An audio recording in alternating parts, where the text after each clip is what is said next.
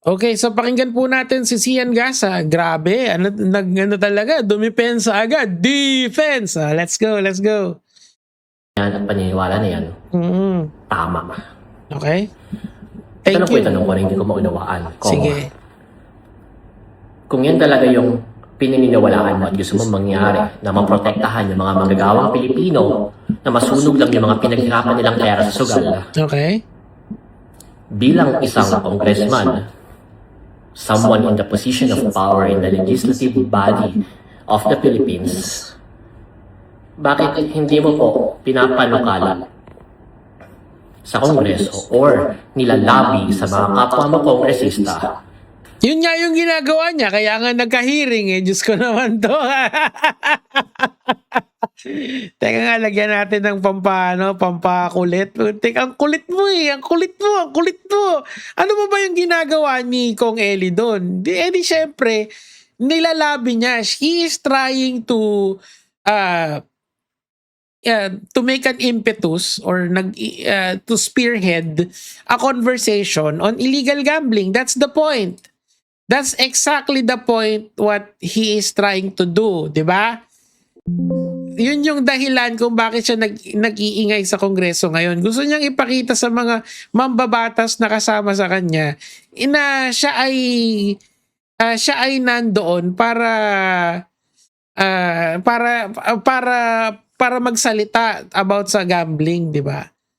It's a social ill that he is trying to solve. What the frick? Okay, tuloy.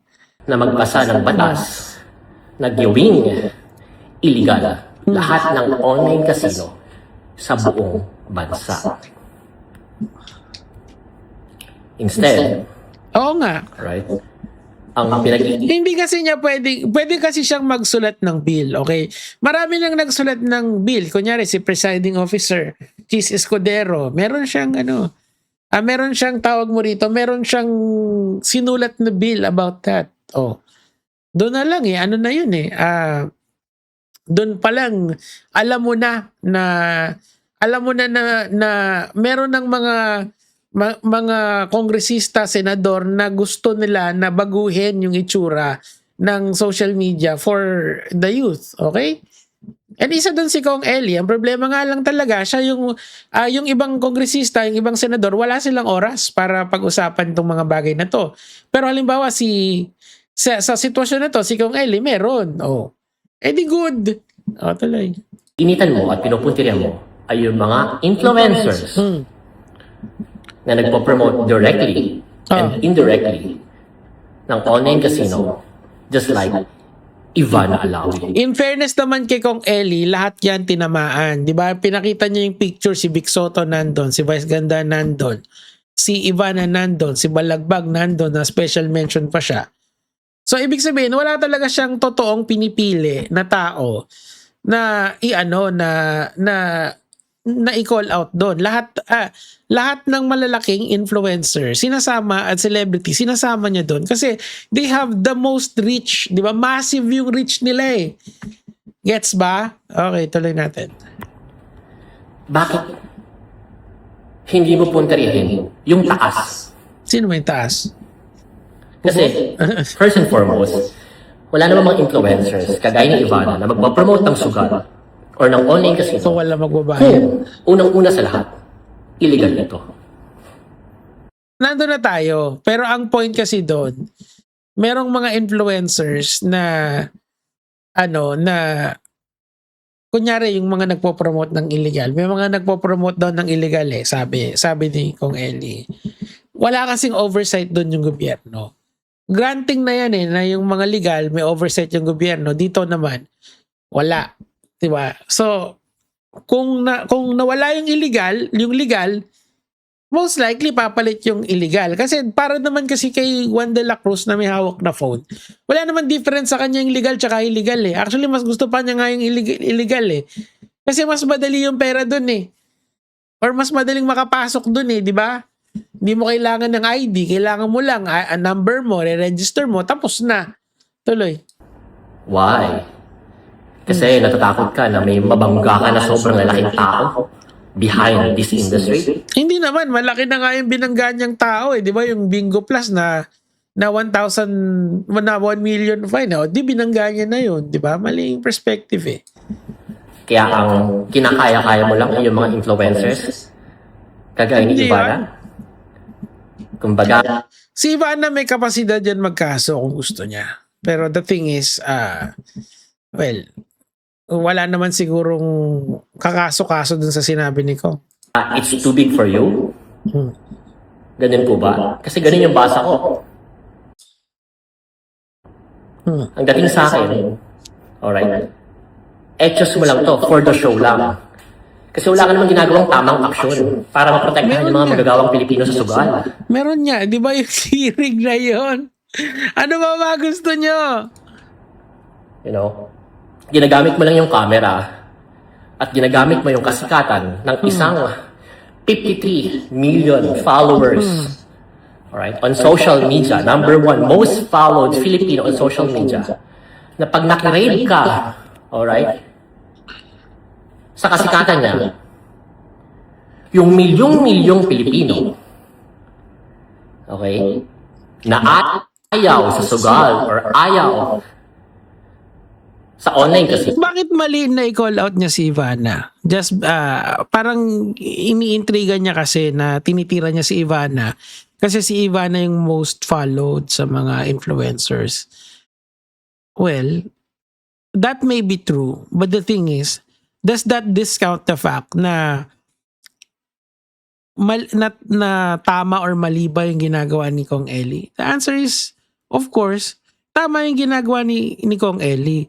And as someone na may malaking platform, dapat mas maingat ka sa pagpopromote ng ganun. Kasi nga, you are introducing social harm to millions of people. Diba? Yun yung pinaglalaban ni Kong Eli. Kaso nga lang talaga, hindi naman kasi mali yung ginagawa ni Ivana. In the sense na legal kasi siya. Gets nyo? Pero, ang hindi ko lang din gusto dito sa argumento ni Zian Gasa, kasi parang pinalalabas niya na ang habol lang ni Kong Eli is yung clout or yung malaking reach ni Ivana para sa election 2028. Kasi re-electionist na kasi si Kong Eli by 2028 yung kamanggagawa party list niya. And kasi talagang sobrang social media grassroots lang talaga yung pinanggalingan nila eh.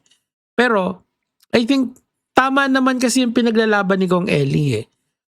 Dito sa online gambling, it has been a problem since nung start ng yung panahon pa ni Duterte 2021, di ba? Talagang may problema na dyan. Kaso, ang problema, wala namang ibang sumusolusyon eh, di ba? Anyway, ito rin natin. You know, bibilib sa'yo, mahahatak mo. Ay, wow, binabangga niya si Ivana. You know, grabe tong congressman na to. So, para sa akin, Kong, for the show lang siya. Kasi, meron kang bigger plans sa 2028. Hindi naman. Actually, kung ang structure kasi ng kamanggagawa party list, pina-platform nila yung mga candidates nila. Pero yung mga candidates nila is under the bigger umbrella of the movement. In-explain nila sa akin yan eh. Halimbawa, si Kong Eli, ang hindi representantes lang siya ng kamanggagawa. Manggagawa lang siya ng kamanggagawa. Hindi siya parang yung mga halimbawa na lang, hindi siya parang Zaldico. Hindi siya ganun eh. Ano siya talaga, ang linalaban talaga nila is yung advocacy nila, nothing more, nothing less. Naalala ko, nakausap ko yung leader ng kamanggagawa eh. Pinakita nila sa akin talaga na kunyari, yung sasakyan ni Kong Eli, yung alam ko, ano pa yan, hatid sundo pa yan nung kamanggagawa party list, and yung sasakyan, hindi pa modelo tulad ng ibang mga kongresista. So, ibig sabihin talaga, ginagawa nila yung trabaho nila as legislators. Kasi kung tutusin, malaki talaga yung sahod ng isang legislator sa isang buwan. 'Di ba? And meron bukod pa doon kung may ewan ko kung meron silang budget sa alam ko meron yan eh, kaso yung budget na yun para doon sa mga projects nila, 'di ba? Kung meron man, hindi ko sure eh. Kasi meron namang meron kasing mga allocations talaga lahat ng karamihan sa mga kongresista, I'm not sure with them. But the thing is, yung advocacy nila has always been sa mga manggagawa. And yung mga manggagawa, naapektuhan naman talaga ng gambling yan eh. 'Di ba? Maraming storya kayong nababasa sa social media na lalabas na kunyari yung yung ibang mga tao na yung ibang mga tao na na may nag-aano sila yung ibang mga tao na may hawak silang habang yung driver, naalala niyo yung story na yun, nakalimutan ko yung detalye pero may isang jeepney driver kada magta-traffic maglalaro siya ng scatter, di ba? So doon pa lang nakikita mo na problematic na talaga yung sistema ng ating bansa when in regards to this, di ba? So sila, tinatry nilang solusyonan yun. Eto naman tao na to, iniintriga niya. Walang kakwenta-kwenta, walang kakwenta-kwentang sagot, reply, iniintriga lang, di ba? Kasi, real talk, siya din naman may casino. May online casino din yung tao na yan, di ba? Yung Yamsino ba yun? Di ba? Meron din siya nun eh. Illegal din yun eh. Alam nyo kasi, ito ang isang problema ko sa social media and I'm calling out every last one of you guys. Kayo kasi, pag gusto nyo yung influencer, hindi mabasagan ng pinggan. Kahit mali na yung ginagawa, hinahayaan nyo lang. Kunyari, itong si Zian Gasa, aminado naman siya na scammer siya and scammer naman talaga siya.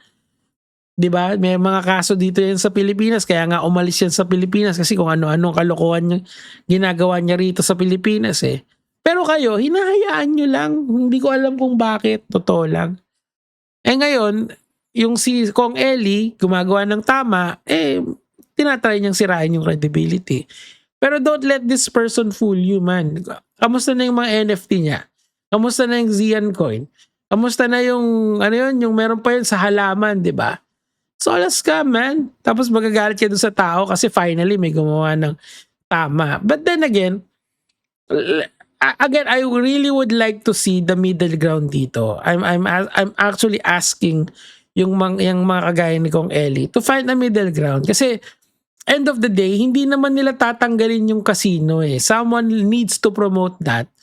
And it will continue to persist unless meron sobrang lakas na impetus na tanggalin yan. Impetus meaning to say, buong government is magigising na lang isang araw at ito yung popokosan nila. Apparently hindi eh. Yun lang naman po, gege mga lods.